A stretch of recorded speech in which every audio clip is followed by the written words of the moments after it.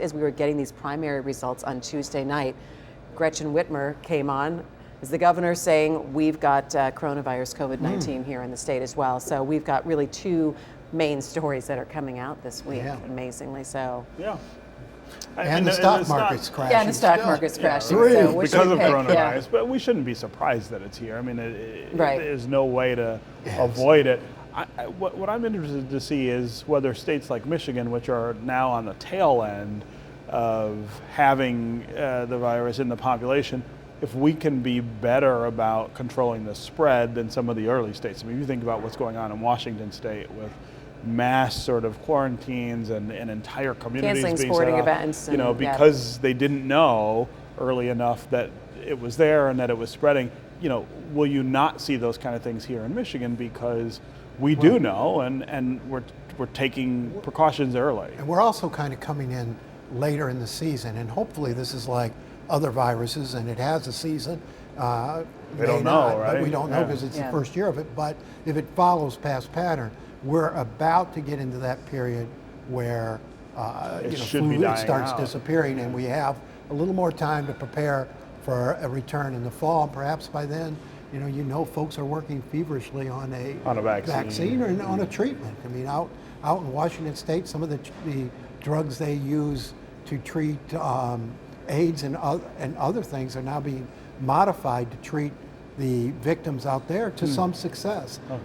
You know, it's going to be interesting to see how life changes a little bit around here, but we know on Tuesday night and on Wednesday, candidates are starting to pull back on having big rallies, canceling rallies in Cleveland. So it brings up an interesting time to be running for president in this era. So let's talk a little bit about what happened here in the Michigan primary. Joe Biden took every single county in this state. Was that a surprise to you, Nolan? No, if you looked at the polling, and of course the polling was wrong 4 years ago. Well, come on now, you got to say the polling is sometimes. I mean, you had this sense that the Democrats were not going to do what they did last time and allow themselves to split up and have this distraction throughout the whole primary season.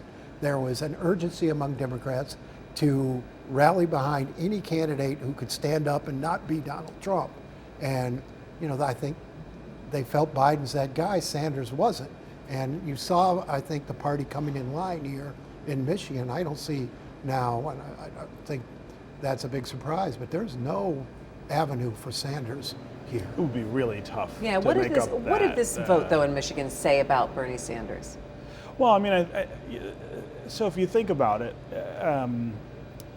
we only have two candidates left. And so you had all these other people who were taking votes, presumably from Joe Biden, people like Klobuchar and Buttigieg and some of the others. So I'm not sure it says so much about Bernie Sanders as it does about the spread that you had among moderate candidates. I mean, there were too many of them for anyone to sort of step out. The thing that's interesting about Bernie Sanders is how he continues to perform really well in certain communities. Immigrant communities, Latino, Muslim. He crushed in Dearborn Tuesday night in a way that Joe Biden had crushed everywhere else. I imagine that when we start to see returns from places like Hamtramck and Southwest Detroit, we'll see the same thing. And as you go west in the country and you pick up states that have more Latino populations, he's doing better. He could win Arizona next week. So that is a split in the party, right? That Joe Biden is going to have to come to terms with at some point. How does he appeal to those voters who he's going to need in November to show up for him? See, I think it says everything about Bernie Sanders, and it's all about him.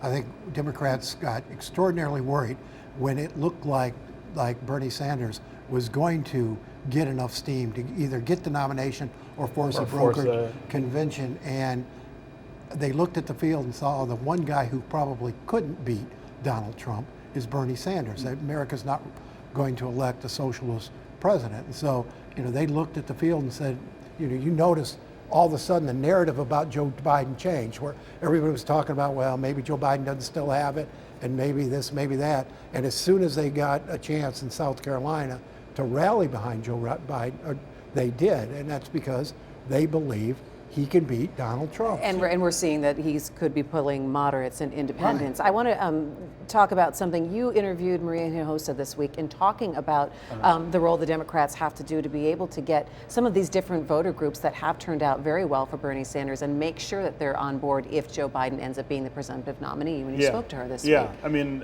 we had an event in Southwest Detroit at the Senate Theater. 200 and some people showed up.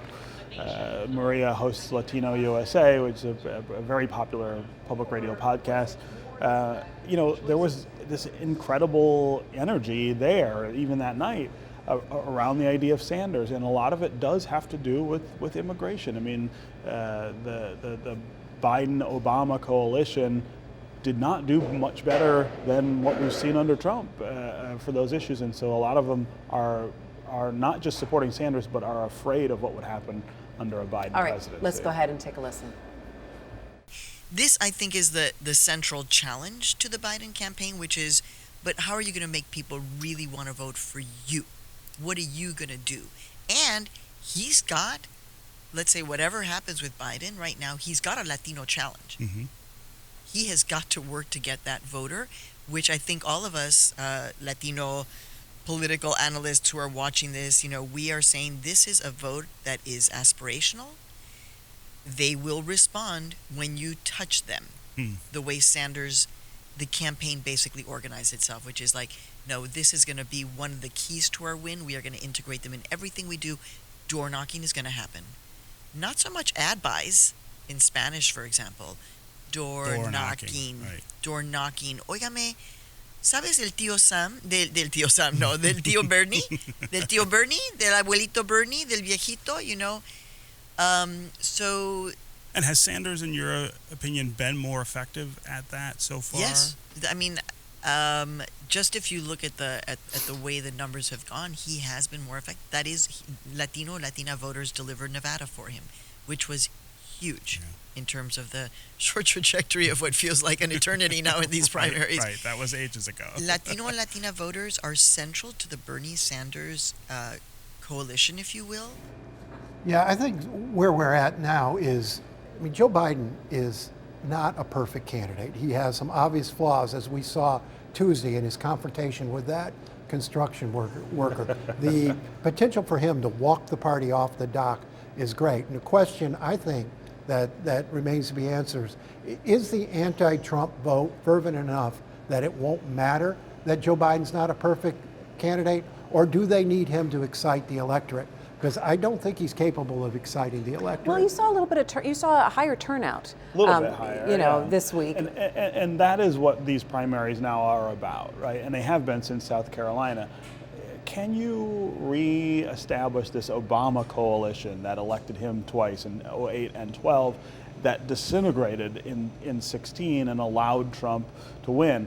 Those voters didn't go over and vote for Donald Trump, but they didn't vote. And Joe Biden is showing really strongly in those places now, right? But is it about Biden, or is it suburban is it about families. Trump?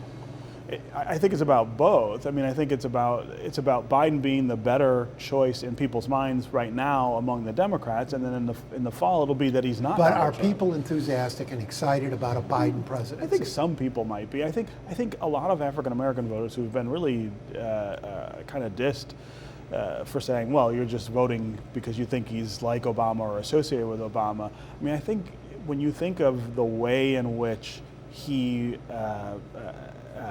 carried himself as the second fiddle to the first black president, if you think about the things that he did to get things like the ACA passed through Congress, there are a lot of substantive things that Joe Biden is associated with that black voters really value. It's not just about Obama, it is about his performance. Well, let's take a look at what some of the voters are saying that are most important to them is health care, paying for health care, and also the economy here in the state of Michigan. Two things that are going to be under fire when you look at COVID-19 that's now spreading around the U.S. People are looking at their 401ks and what has happened with the stock market and not feeling so great about it. And our healthcare system and the cost might be very well tested this time around. And how does that stack up then for a Donald Trump, running for president again? Was about the worst thing that could happen to him, because his primary recommendation for re-election was the economy. And I can't tell you up until this point, how many people, when the stock market was hitting those big numbers,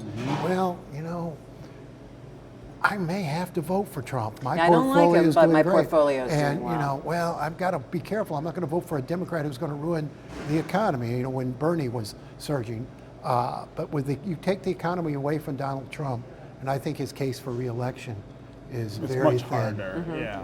What do you think are some of the major issues that are now going to be playing out? Because the candidates are going to be coming back. Both Republican and Democrat have to come back to Michigan multiple times. Yeah, well, I mean, again, Biden has got to sort of pull these two disparate parts of the party together, and that's not going to be easy. I mean, Latino voters are really strongly skeptical of his candidacy, I think, and they are really powerfully behind Bernie Sanders. And so what do you say to them about why they should vote for Joe Biden? Young voters as well, in general, are much more excited about Sanders than they are about Biden. And you don't need all of them to show up in November to win, but you need them not to sit home en masse.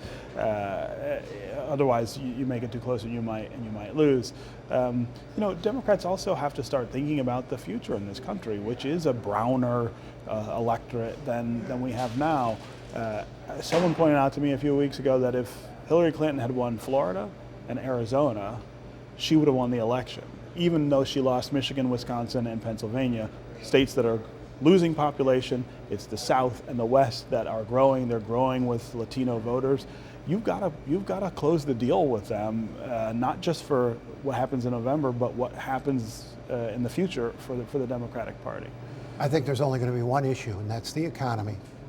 If this economy sinks because of the coronavirus, and it could very well do that when you think about all the things that are shutting down, the things that aren't happening, we could be headed into a fairly significant recession. Now, if Donald Trump can turn this thing around with various economic stimulus packages, if he manages his way through this, I think he might be unbeatable. And I think Democrats have to be very careful on how far they go to thwart an economic comeback. I think Democratic Congress folks are going to have to work with him on this economy, whether they like it or not, or there's going to be a price. Everyone He's will be already hurting. talking about a stimulus package, which, funny to hear from a Republican president.